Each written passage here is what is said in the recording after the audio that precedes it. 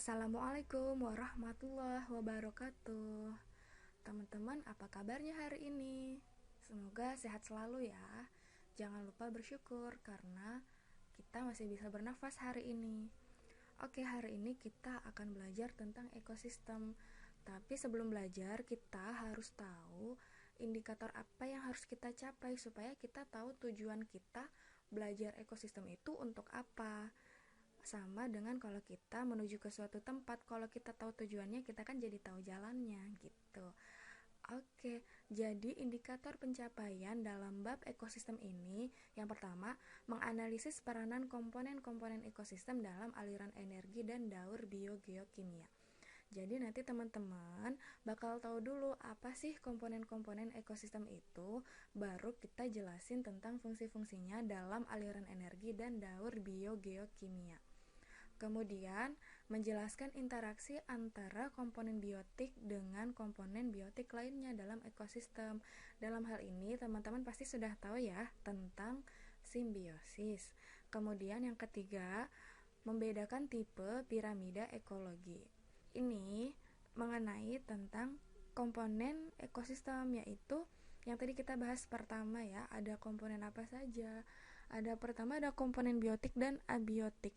Tapi teman-teman ya, ketika dulu SMP belajar kalau komponen abiotik tuh hanya air, tanah, udara, oksigen gitu-gitu aja, kayaknya kurang berkembang gitu. Maka sekarang kita bisa bagi komponen abiotik ini dalam dua jenis, yaitu materi, ini materi, dan energi. Lupa di slideshow ya, nggak apa-apa deh. Ini ya, materi dan energi.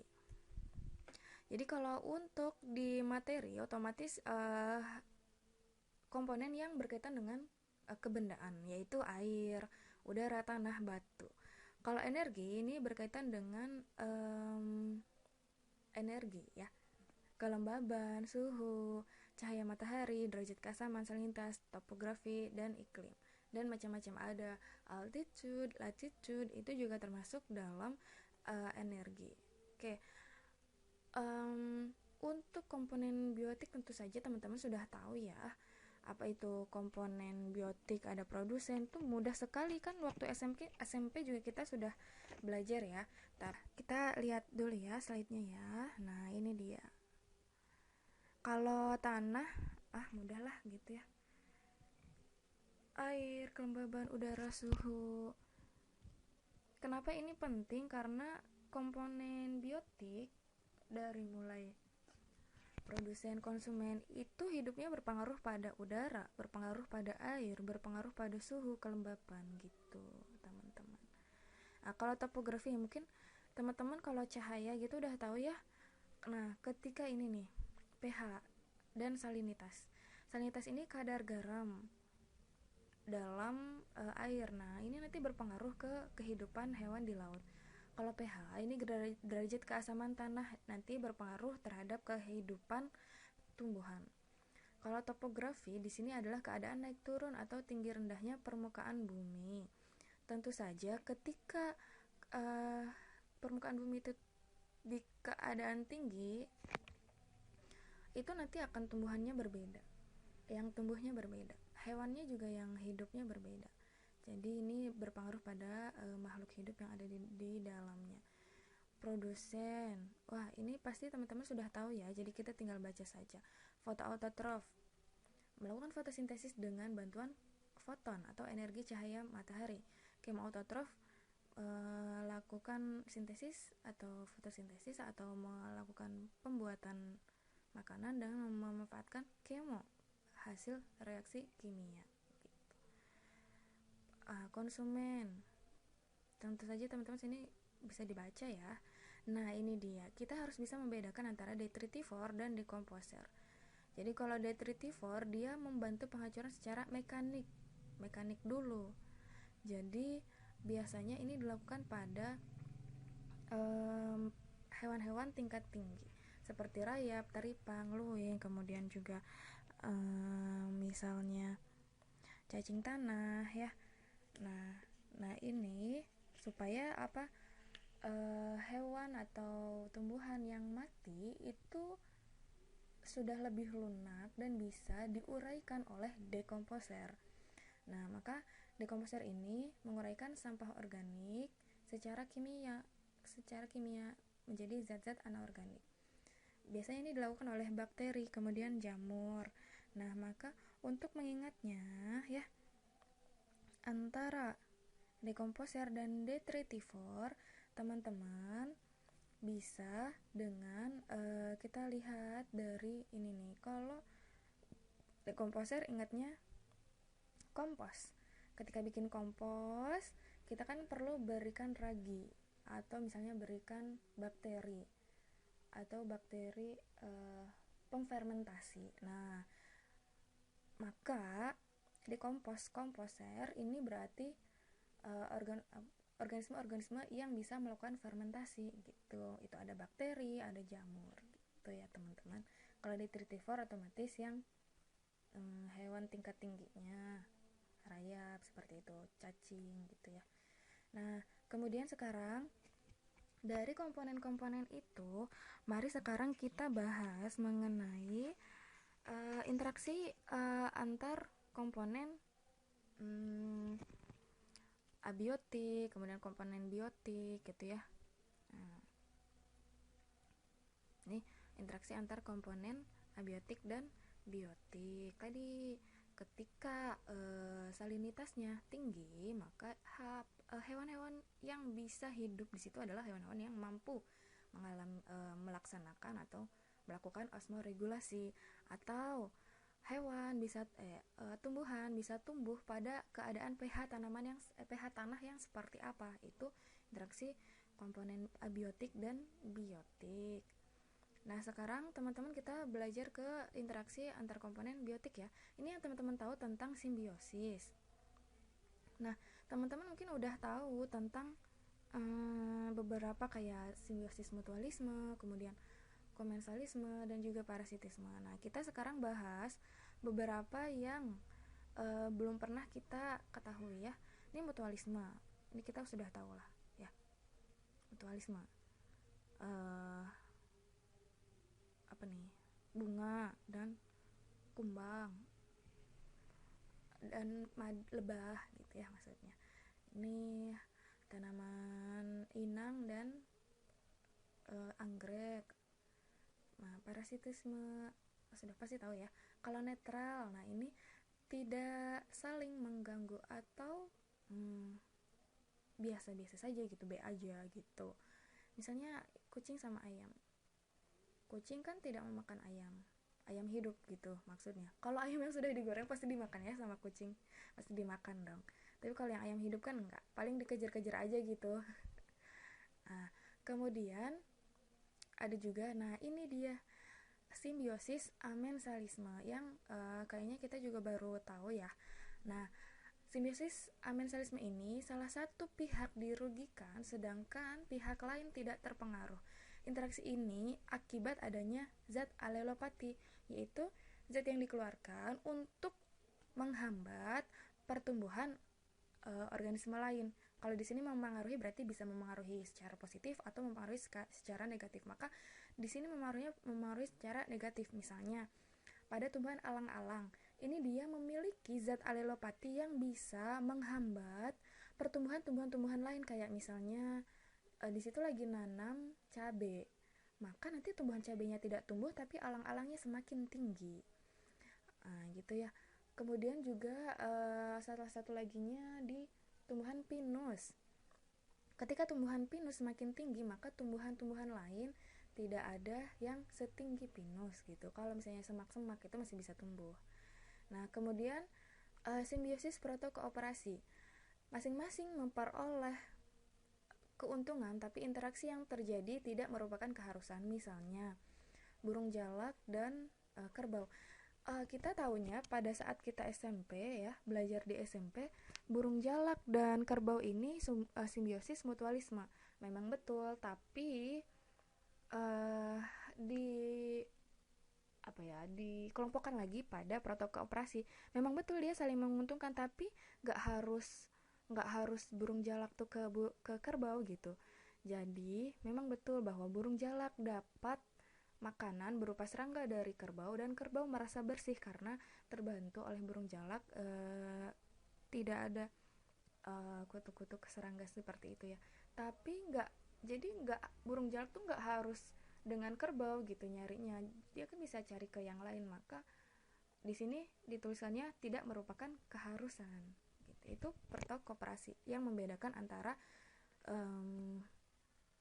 tadi simbiosis mutualisme dan proto kooperasi. Nah gitu ya teman-teman. Nah sekarang kita tadi kan kita sudah belajar mengenai komponen biotik dan komponen-komponen ekosistem serta interaksinya dalam ekosistem, baik itu abiotik dengan abiotik, abiotik dengan biotik, dan biotik dengan biotik. Maka sekarang kita bahas, tadi yang kita bahas itu adalah indikator nomor 2 ya, yang ini nih, menjelaskan interaksi. Nah, ini tadi simbiosis kita sudah bahas. Ada simbiosis mutualisme, parasitisme, kemudian komensalisme, amensalisme, dan protokooperasi. Sekarang kita bahas yang ini ya, peranan dalam aliran energi dan daur biogeokimia. Nah, bagaimana sih peranannya? Cahaya matahari tadi kita bahas adalah komponen abiotik dalam jenis energi ya, sinar matahari atau intensitas cahaya. Nanti akan berperan dalam pembentukan makanan dalam tumbuhan, baik itu fotosintesis ya. Nah, di sini menyebabkan energi yang ada di matahari berpindah ke tumbuhan. Dia bisa membuat makanan. Nah, dari tumbuhan ini nggak cuma matahari berarti ya, tumbuhan macam-macam. Pohon-pohon kan banyak banget ya. Kemudian nanti tanaman ini atau tumbuhan ini kan memiliki karbohidrat ya. Karena hasil dari fotosintesis ini dikonsumsi oleh hewan dan tumbuhan, maka energi yang tadinya ada dalam tumbuhan dalam bentuk baik itu protein, karbohidrat, nah nanti akan pindah ke manusia dan hewan. Nah dari manusia dan hewan ini dia memiliki energi, makanan, kemudian karbohidrat, protein. Nanti karena kita mengalami kematian, hewan-hewan mengalami kematian, kemudian mengalami penguraian di dalam tanah, maka energi yang tadinya ada di dalam makhluk yang hidup, manusia dan hewan, maka berpindah ke pengurai atau saproba. Begitu ya teman-teman. Nah ini aliran energi. Kalau rantai makanan, jaring-jaring makanan, pasti teman-teman sudah tahu semua ya. Tingkat trofik juga teman-teman pasti sudah paham. Jadi dibahasnya, kita sekarang bahasnya ke perbedaan piramida ekologi yang tadi itu loh, apa namanya, indikator nomor 3. Jadi kalau indikator nomor 1 kita udah bahas komponen dalam ekosistem mempengaruhi dalam aliran energi. Nah baru yang sekarang yang ketiga, yaitu perbedaan atau membedakan piramida ekologi. Nah untuk apa sih kita belajar membedakan piramida ekologi? Agar kita tahu bahwa apakah keseimbangan ekosistem ini seimbang, baik itu dalam piramida jumlahnya atau biomasanya atau energinya. Karena ketika keseimbangan ekosistem ini ada ketimpangan, maka nanti akan berpengaruh pada jenis-jenis organisme lainnya gitu. Misalnya gini, teman-teman pernah dengar berita tentang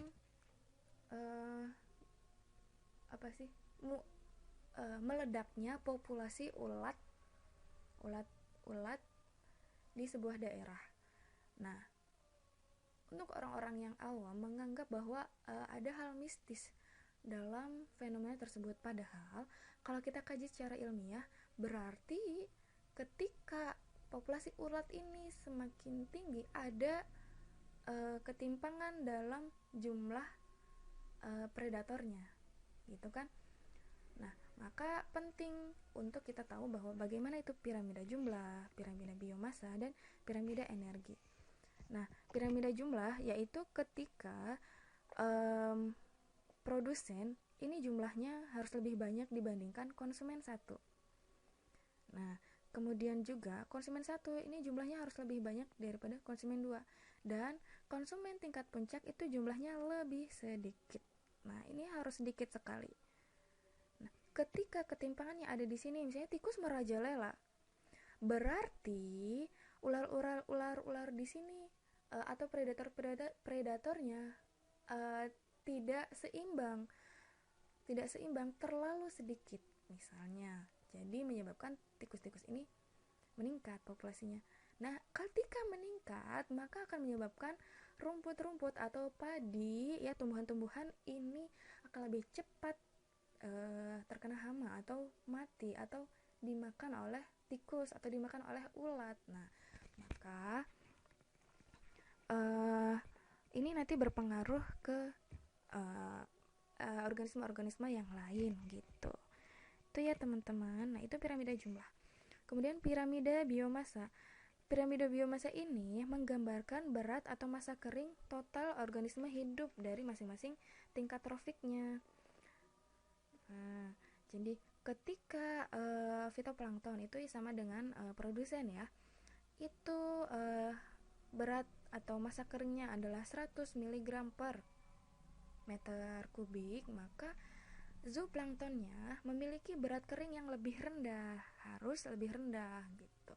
Nah, kemudian piramida energi. Nah, piramida energi ini, ya, adalah yang menggambarkan tentang terjadinya penurunan energi pada tiap tingkat trofik. Jadi, energi yang tadi kita pelajari tentang aliran energi dari matahari atau sinar matahari atau intensitas cahaya ke produsen, baik itu tumbuhan, fitoplankton, sampai rumput-rumputan, itu menyebabkan produsen atau tumbuhan memiliki energi yang paling tinggi di sini, paling tinggi, ya, karena energi mataharinya diserap secara utuh. Nah, ketika dikonsumsi tumbuhan itu oleh konsumen primer atau herbivora, maka energi yang didapatkan itu lebih rendah gitu.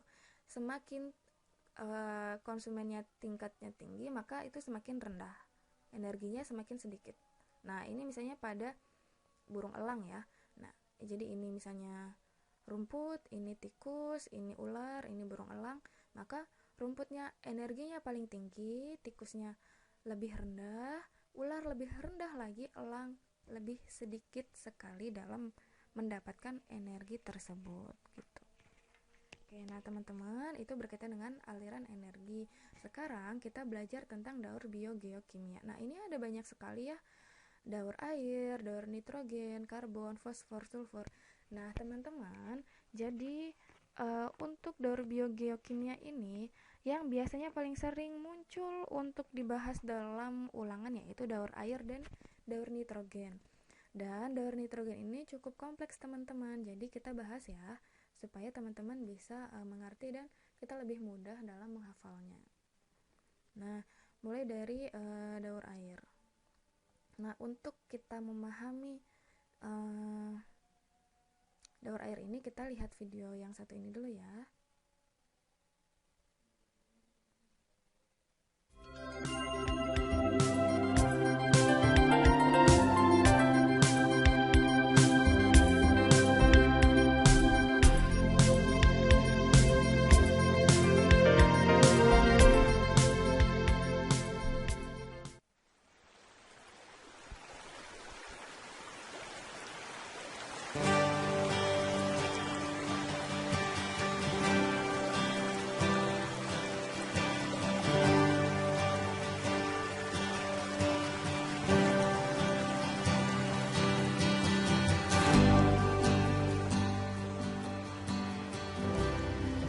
Daur air diawali melalui proses penguapan baik di perairan maupun di daratan.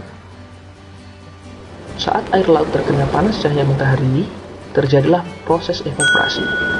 yaitu butiran air laut akan menguap dan naik ke atmosfer. Seperti halnya evaporasi dalam lautan, di daratan juga terjadi proses penguapan. Penguapan di darat berasal dari proses transpirasi tumbuh-tumbuhan dan respirasi makhluk hidup. Melalui proses evaporasi, transpirasi, dan respirasi inilah terbentuk gumpalan uap air yang kita kenal dengan awan. Awan yang terbentuk bergerak mengikuti arah angin yang sedang bertiup. Secara kontinu, proses ini diikuti oleh penguapan air sehingga semakin lama berat awan semakin bertambah. Massa awan yang semakin bertambah diikuti dengan penurunan suhu awan menjadi semakin lembab dan dingin. Mulailah proses yang dinamakan presipitasi. Awan mencair menjadi butiran air, menetes dan jatuh sebagai air hujan ataupun salju. Air hujan bisa jatuh di darat maupun di laut. Di darat, sebagian air digunakan makhluk hidup untuk kebutuhan hidupnya. Sebagian mengalir bersama sungai menuju laut. Kemudian sisanya meresap ke dalam tanah dan bergerak ke tempat terendah karena pengaruh gravitasi. Inilah proses-proses yang terjadi dalam daur air. Proses ini terjadi secara terus-menerus dan menjamin ketersediaan air di bumi kita.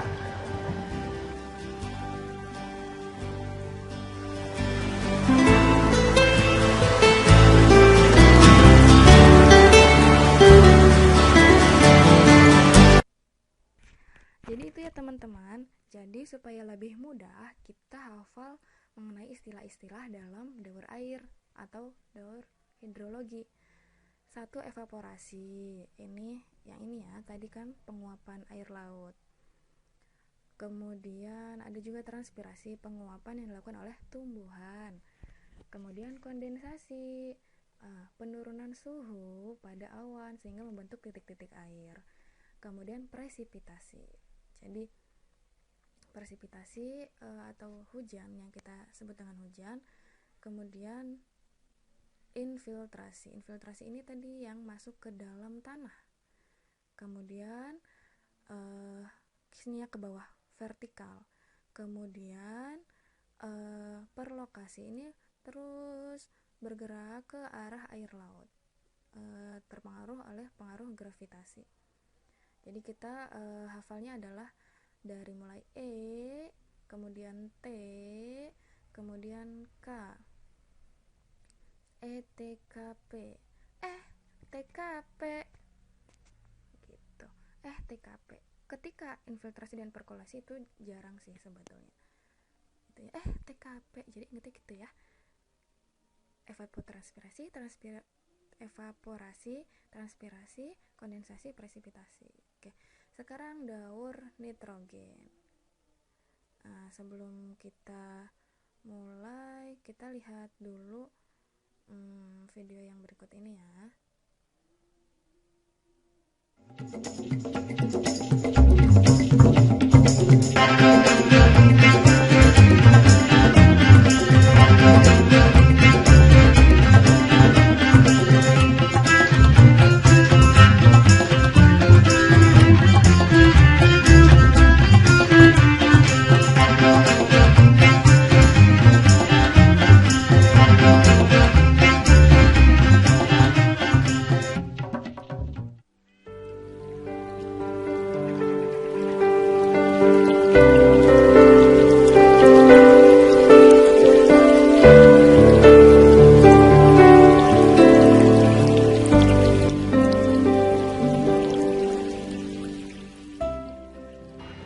Nitrogen adalah unsur yang paling melimpah di atmosfer. 80% komposisi atmosfer adalah nitrogen. Sekalipun demikian, makhluk hidup tidak mampu mengambil nitrogen dari udara secara langsung, karena butuh energi besar untuk mengambilnya. Proses pemecahan nitrogen bebas berlangsung dengan bantuan energi petir. Energi petir yang besar memicu terjadinya reaksi nitrogen dan oksigen menjadi senyawa NO2 dan NH2. Senyawa-senyawa ini turun bersama air hujan. Beberapa organisme mampu mengikat N dari udara. Salah satu contohnya adalah rhizobium.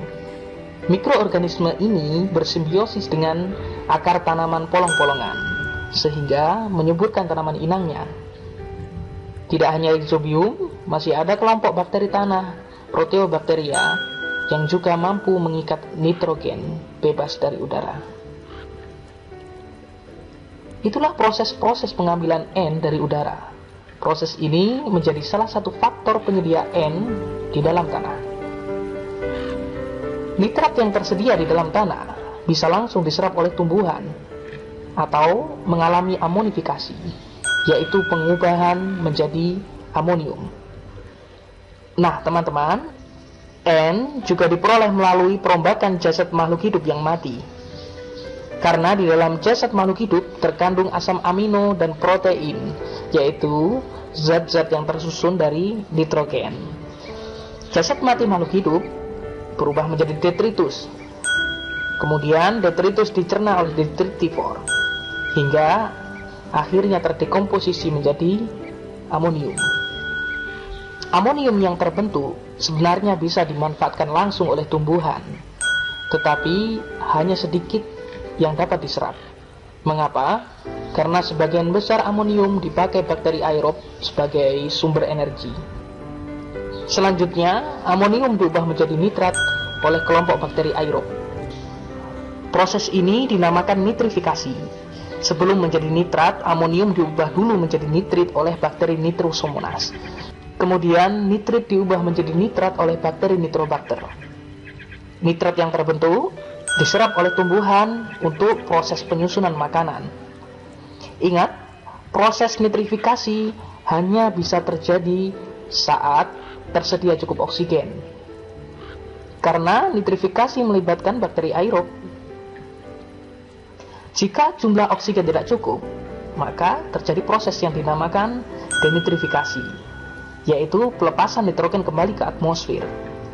Ketika tanah kekurangan oksigen, bakteri tanah akan mengambil kebutuhan oksigen dari nitrat, sehingga unsur N akan dibebaskan kembali ke udara.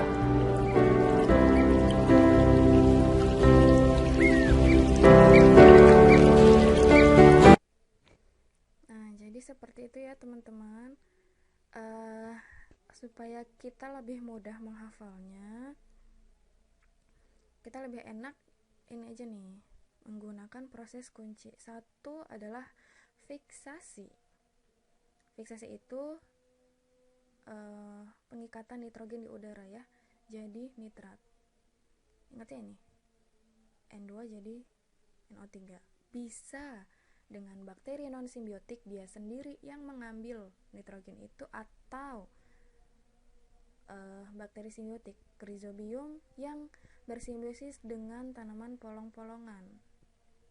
Itu ini ya, ada simbiotik rhizobium dan tanaman polong-polongan, jadi namanya rhizobium leguminosarum. Tapi juga ada yang non simbiotik, cyanobacteria misalnya, acetobacter. Yang kedua, fiksasi elektrokimia menggunakan energi petir. N2 di udara jadi nitrat. Proses yang kedua yaitu amonifikasi. Amonifikasi ini nitrogen organik jadi amonium oleh bakteri Micrococcus dan jamur. Nah, kemudian nitrifikasi. Nitrifikasi ini amonia jadi nitrit yang dibantu oleh Nitrosomonas dan Nitrococcus, serta dari nitrit nanti diubah jadi nitrat oleh Nitrobacter. Maka secara singkat, nitrifikasi adalah pengubahan amonia jadi nitrat oleh 3 bakteri ini, Nitrosomonas, Nitrococcus, dan Nitrobacter. Kemudian yang keempat adalah denitrifikasi. D, pengurangan nitrifikasi, pengurangan oksigen pada nitrat gitu ya. Maka dalam tanah di sini ketika kekurangan oksigen, maka gas-gas oksigen yang ada pada nitrat ini digunakan oleh bakteri Pseudomonas dan Clostridium untuk melakukan metabolismenya, sehingga nitrat tadi yang ada oksigennya maka berubah jadi nitrogen, yang ketika tidak ada nitrogennya maka dia terlepas lagi ke udara, seperti yang tadi disampaikan pada video tadi. Nah, seperti itu teman-teman. Nah, baik, barangkali teman-teman ketika barangkali ada yang ingin ditanyakan, boleh teman-teman komen di bawah ya, mengenai materi ekosistem ini. Nanti kita bahas selanjutnya, yaitu mengenai soal-soal pilihan ganda dan ulangan mengenai ekosistem. Oke, sampai di sini dulu. Terima kasih teman-teman atas perhatiannya. Saya akhiri dulu. Wassalamualaikum warahmatullahi wabarakatuh.